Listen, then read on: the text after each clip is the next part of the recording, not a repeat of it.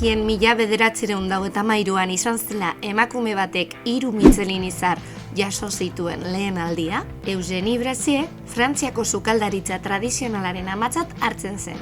Eta esan bezala, 3 Michelin izar jaso zituen lehen emakumea izan zen. Eugenie, Lyongo nekazari familia batean jaio zen.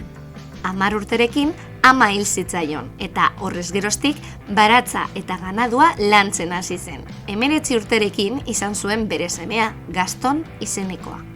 Haurraren aitak ez zuen semearen ardurarik hartu, eta garai horretan, Eugenik bere semea inude baten zaintzapean ustea erabaki zuen, ondoren Lyonera lanera joan ahal izateko. Eugenie familia burges batentzat lan egiten hasi zen, pastak fabrikatzen zituzten miliatarren etxean. Hasieran, inude gisa bezala aritzen zen, eta gero, sukaldaria gaizotu zenean, sukaldeko arduradun gisa.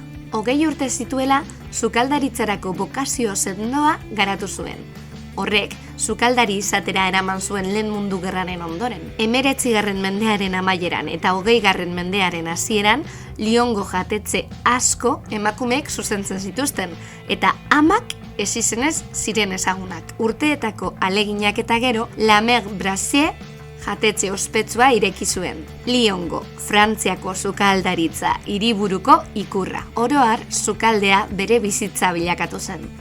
Frantziako sukaldaritzako aintzindari honek historiako chef ospetsuetako bati irakatsi zion. Paul Bocuse. Eugenie sukalde barruko zein kanpoko gozotasuna defendatzeagatik ospetsua zen. Goizero, sukaldea, jangela eta zerbitzarien arropa ere ikuskatzen zituen. Bere meritu ugarien artean, 2 jatetxe arrakastatzuetan jardutea lortu zuen.